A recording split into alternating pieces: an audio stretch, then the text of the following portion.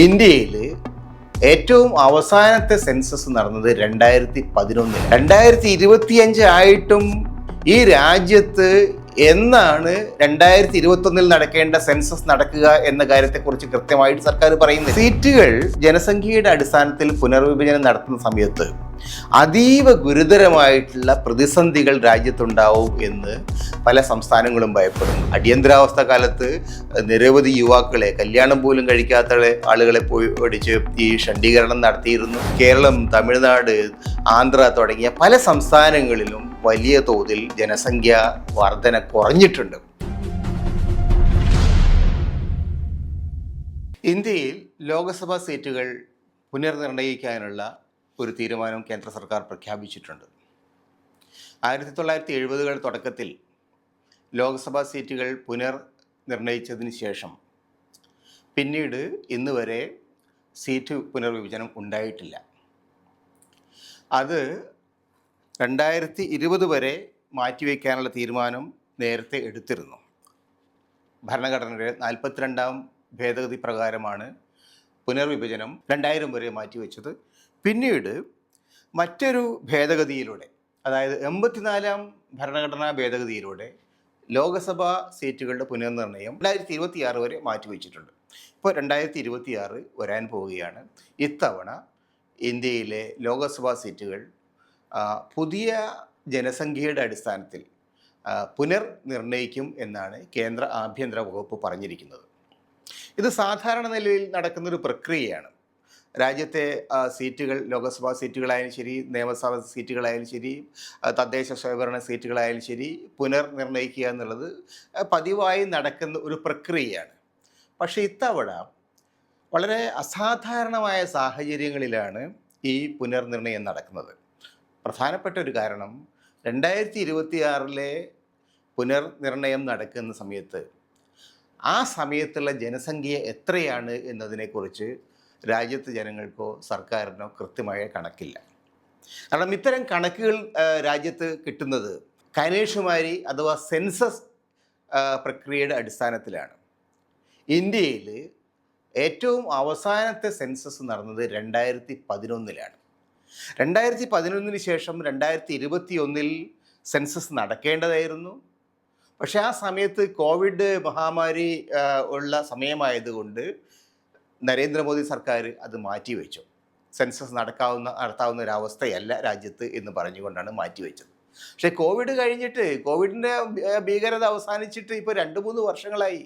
2025 ആയിട്ടും ഈ രാജ്യത്ത് എന്നാണ് 2021 നടക്കേണ്ട സെൻസസ് നടക്കുക എന്ന കാര്യത്തെക്കുറിച്ച് കൃത്യമായിട്ട് സർക്കാർ പറയുന്നില്ല.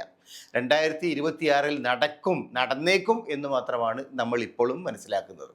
അപ്പോൾ 2026 നടക്കാൻ പോകുന്ന ലോക്സഭാ പുനർനിർണയത്തിൻ്റെ കാര്യത്തിൽ അവർ കൃത്യമായിട്ടുള്ള നിലപാടുകൾ പ്രഖ്യാപിച്ചു കഴിഞ്ഞിട്ട് അത് നടപ്പിലാക്കും എന്നാണ് പറയുന്നത്. 2021 നടക്കേണ്ട സെൻസസിന് പകരം 2011 കണക്കുകൾ പ്രകാരം, അല്ലെങ്കിൽ 2026 നടക്കാൻ പോകുന്ന സെൻസസ് പ്രകാരം എങ്ങനെയാണെന്നറിയില്ല, ഈ രാജ്യത്ത് സീറ്റുകൾ പുനർവിഭജനം നടത്തും. പക്ഷെ സീറ്റുകൾ ജനസംഖ്യയുടെ അടിസ്ഥാനത്തിൽ പുനർവിഭജനം നടത്തുന്ന സമയത്ത് അതീവ ഗുരുതരമായിട്ടുള്ള പ്രതിസന്ധികൾ രാജ്യത്തുണ്ടാവും എന്ന് പല സംസ്ഥാനങ്ങളും ഭയപ്പെടുന്നു. കാരണം ഇന്ത്യയിലെ പല സംസ്ഥാനങ്ങളും 70-കളിൽ 60-കളിൽ നടത്തിയ ജനസംഖ്യ സ്ഫോടനത്തിനെതിരായിട്ടുള്ള, ജനസംഖ്യ നിയന്ത്രണ സംബന്ധമായിട്ടുള്ള വളരെ ശക്തമായ നടപടികൾ വന്നിരുന്നു. അക്കാലത്ത് ഏറ്റവും ജനസംഖ്യ വർദ്ധിക്കുന്നത് രാജ്യത്തിന് ആപത്താണ് എന്ന നിലപാടാണ് പൊതുവിലുണ്ടായിരുന്നത്. അതിൻ്റെ അടിസ്ഥാനത്തിൽ നിങ്ങൾക്ക് 2 കുട്ടികൾ മതി, 2 കുട്ടികളിൽ നിർത്തണം എന്ന പേരിലുള്ള നടപടികളുണ്ടായിരുന്നു. അടിയന്തരാവസ്ഥ കാലത്ത് നിരവധി യുവാക്കളെ, കല്യാണം പോലും കഴിക്കാത്ത ആളുകളെ പോയി ഓടിച്ച് ഈ ഷണ്ഡീകരണം നടത്തിയിരുന്നു. വളരെ കർക്കശമായി സർക്കാർ നയങ്ങൾ നടത്തിയിരുന്നു. അതിൻ്റെയൊക്കെ ഭാഗമായിട്ട് ദക്ഷിണേന്ത്യൻ സംസ്ഥാനങ്ങളിൽ യഥാർത്ഥത്തിൽ ജനസംഖ്യ വലിയ തോതിൽ കുറയുകയുണ്ടായിട്ട്. കേരളം പോലുള്ള സംസ്ഥാനങ്ങളിൽ ഒരു കുടുംബത്തിലേക്ക് 2.1 ആണ് ആക്ച്വലി റീപ്ലേസ്മെൻറ്റ് ലെവൽ എന്ന് പറയുന്നത്. ഒരു കുടുംബത്തിലെ അംഗസംഖ്യ നിലനിൽക്കണമെങ്കിൽ ഏറ്റവും ചുരുങ്ങിയത് 2.1 കുട്ടികളെങ്കിലും വേണം. കാരണം കുട്ടികൾ മരിച്ചു പോകുന്നതൊക്കെ കണക്കാക്കിയിട്ടാണ് 2.1 എന്ന് പറയുന്നത്. പക്ഷേ പലപ്പോഴും പല ദമ്പതികൾക്കും ഒരു കുട്ടി പോലും ഒരു കുട്ടി മാത്രമാണ് പലർക്കും ഉള്ളത്. 2 കുട്ടികൾ വളരെ അപൂർവമാണ്. പലരും കുട്ടികൾ വേണ്ടെന്ന് വെക്കുകയാണ്. അതുകൊണ്ട് കേരളം, തമിഴ്നാട്, ആന്ധ്ര തുടങ്ങിയ പല സംസ്ഥാനങ്ങളിലും വലിയ തോതിൽ ജനസംഖ്യാ വർധന കുറഞ്ഞിട്ടുണ്ട്. ജനസംഖ്യാ വർധനവ് യഥാർത്ഥത്തിൽ കഴിഞ്ഞ സെൻസസ് പ്രകാരം തന്നെ നോക്കിയാൽ വൻതോതിൽ കുറഞ്ഞിട്ടുള്ള നിരവധി സംസ്ഥാനങ്ങളിൽ അതിൽ പലതും ദക്ഷിണേന്ത്യൻ സംസ്ഥാനങ്ങളാണ്. അതേ സമയത്ത് ജനസംഖ്യാ നിയന്ത്രണം ഒരു നിയന്ത്രണവുമില്ലാതെ മുന്നോട്ട് പോയിട്ടില്ല. ജനസംഖ്യാ വർധനവ് നിരന്തരമായിട്ട് വർദ്ധിച്ചു വരുന്ന പല സംസ്ഥാനങ്ങളുമുണ്ട്. പ്രത്യേകിച്ചും ഉത്തർപ്രദേശ്, ബീഹാർ തുടങ്ങിയ ഈ കൗബെൽറ്റ് സംസ്ഥാനങ്ങളിൽ ഈ ജനസംഖ്യയെ സംബന്ധിച്ചിടത്തോളം വലിയ തോതിൽ വർദ്ധിക്കുകയുണ്ടായിട്ടുള്ളത്. അപ്പം അങ്ങനെ നോക്കുന്ന സമയത്ത് യഥാർത്ഥത്തിൽ ഈ സർക്കാർ പുതിയതായിട്ട് സീറ്റുകൾ പുനർവിഭജനം നടത്തുന്ന സമയത്ത് ദക്ഷിണേന്ത്യൻ സംസ്ഥാനങ്ങൾക്ക് താരതമ്യേന സീറ്റുകൾ കുറയുകയും ജനസംഖ്യ വലിയ തോതിൽ ഉയർന്നു നിൽക്കുന്ന ഉത്തരേന്ത്യൻ സംസ്ഥാനങ്ങൾക്ക്, പ്രത്യേകിച്ച് കൗബെൽറ്റ് സംസ്ഥാനങ്ങൾക്ക് കൂടുതൽ സീറ്റുകൾ കിട്ടുകയും ചെയ്യും എന്നുള്ള ഒരു അവസ്ഥയുണ്ട്. ഇപ്പോൾ തന്നെ ലോകസഭയിലെ സീറ്റുകളിൽ ഒരു വലിയ പങ്ക് ഉത്തരേന്ത്യയിലെ ഹിന്ദി സംസാരിക്കുന്ന പ്രദേശങ്ങളിലെ പല സംസ്ഥാനങ്ങളിൽ, ഏതാനും ചില സംസ്ഥാനങ്ങളിലായിട്ട് ചുരുങ്ങി നിൽക്കുകയാണ്. ബീഹാറും യു പിയും ചേർന്ന് കഴിഞ്ഞാൽ ലോകസഭയിൽ ഏതാണ്ട് 1/5 സീറ്റുകളോളം വരും എന്നുള്ള അവസ്ഥ. 80 സീറ്റുകൾ യു പിക്ക് കിട്ടും. ആ സീറ്റുകൾ വൻതോതിൽ വർദ്ധിക്കും എന്നാണ് ഇപ്പോൾ നമ്മൾ കാണുന്നത്. ബീഹാറിലും അതേപോലെ തന്നെ വർദ്ധിക്കും. അതുപോലെ തന്നെ രാജസ്ഥാൻ പോലെയുള്ള സംസ്ഥാനങ്ങൾ വർദ്ധിക്കും. പക്ഷേ കേരളം, തമിഴ്നാട്, ആന്ധ്രാപ്രദേശ്, തെലങ്കാന തുടങ്ങിയ പല സംസ്ഥാനങ്ങളെ സംബന്ധിച്ചിടത്തോളം സീറ്റുകൾ കുറയും എന്നുള്ളതാണ് നിലനിൽക്കുന്ന അവസ്ഥയെന്ന് വിദഗ്ധന്മാർ പറയുന്നുണ്ട്. പക്ഷേ കേന്ദ്ര ആഭ്യന്തര വകുപ്പ് മന്ത്രി അമിത്ഷാ പറയുന്നത് അങ്ങനെ ആരുടെയും സീറ്റ് കുറയില്ല എന്നാണ്. അദ്ദേഹം സീറ്റ് കുറയില്ല എന്ന് പറയുമ്പോൾ ഈ നിലവിലുള്ള സീറ്റുകൾ വർദ്ധിക്കുന്ന സമയത്ത് ഈ വർധനവ് ഏറ്റവും കൂടുതൽ കിട്ടാൻ പോകുന്നത് ഈ ഉത്തരേന്ത്യൻ സംസ്ഥാനങ്ങൾക്കാണ്, ഹിന്ദി ഭാഷ സംസാരിക്കുന്ന സംസ്ഥാനങ്ങൾക്കാണ് എന്ന കാര്യം അദ്ദേഹം മറച്ചു വയ്ക്കുകയാണ്. കാരണം അവിടെയാണ് ജനസംഖ്യാ വർധനവ് വന്നിരിക്കുന്നത്.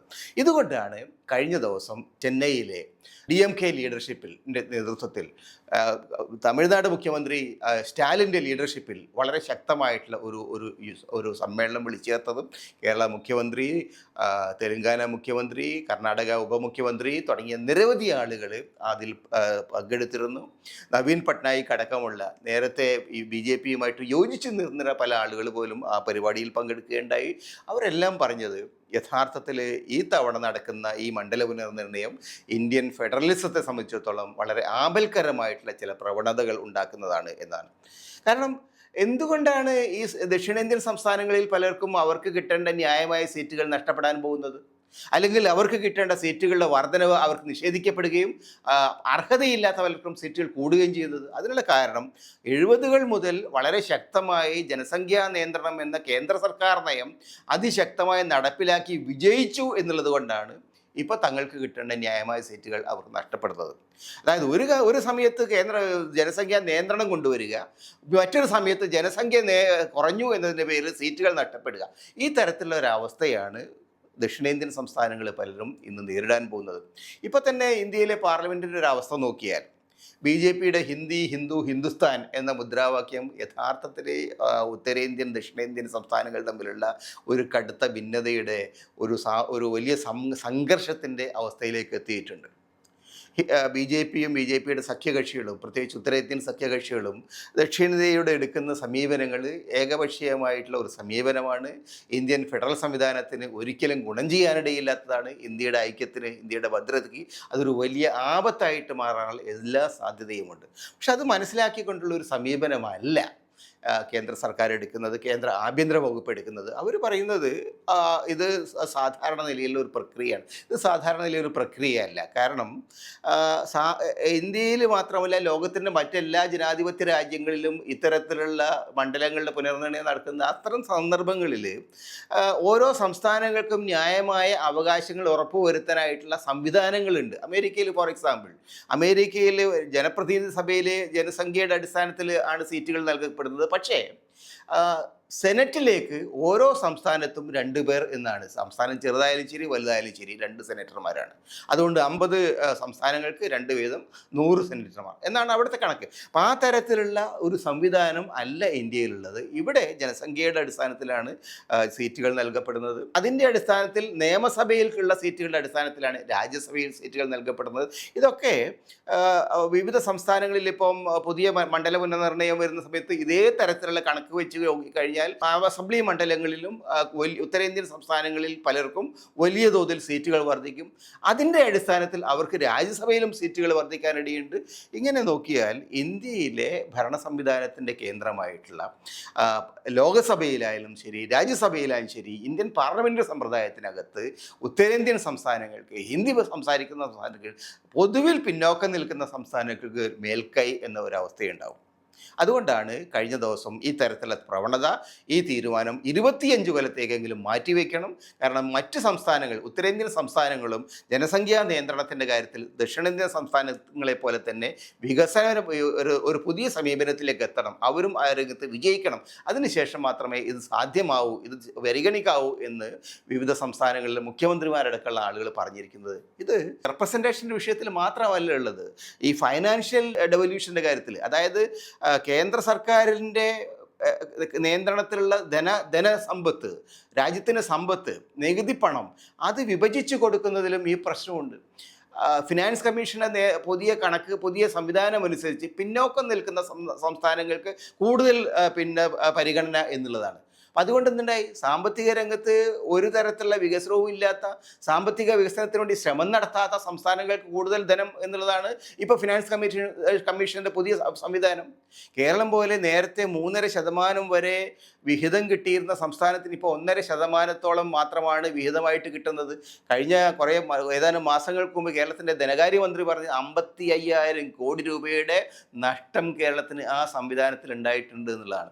അതിൻ്റെ പേരിലാണ് കേന്ദ്രത്തിൻ്റെ മുമ്പിൽ പോയിട്ട് സമരം നടത്താൻ കേരള സർക്കാർ അടക്കം തയ്യാറായിട്ടുള്ളത്, കർണാടകം തയ്യാറായിട്ടുള്ളത്. ഇതൊക്കെ ചൂണ്ടിക്കാണിക്കുന്നത് സാമ്പത്തിക വികസനത്തിൻ്റെ കാര്യത്തിൽ ശരി, മറ്റ് വികസന മേഖലകളിലായി ശരി, കൂടുതൽ മെച്ചപ്പെട്ട പെർഫോമൻസ് നടത്തിയ സംസ്ഥാനങ്ങൾക്ക് അതൊരു ശിക്ഷയായിട്ട് കൊടുക്കുക എന്നുള്ളതാണ് ഇന്ന് കേന്ദ്രം അനുവർത്തിച്ച് വരുന്ന സമീപനം.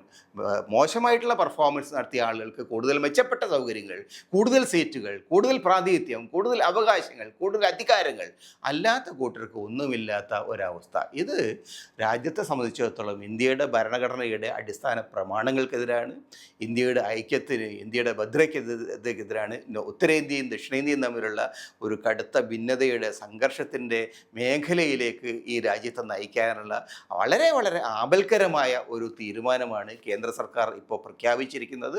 അക്കാര്യത്തിൽ അടിയന്തരമായിട്ട് ഒരു തീരുമാനങ്ങൾ തിരുത്തി അടുത്ത 25-30 വർഷക്കാലത്തേക്ക് ഈ സീറ്റുകൾ തന്നെ നിലനിർത്തുക എന്നുള്ളത് മാത്രമാണ് ആകെക്കൂടി നമുക്ക് ചെയ്യാവുന്ന കാര്യം. അല്ലെങ്കിൽ രാജ്യം അടുത്ത വർഷം കടുത്ത സംഘർഷത്തിലേക്ക് എടുത്ത് എറിയപ്പെടും എന്ന കാര്യത്തിൽ സംശയമില്ല.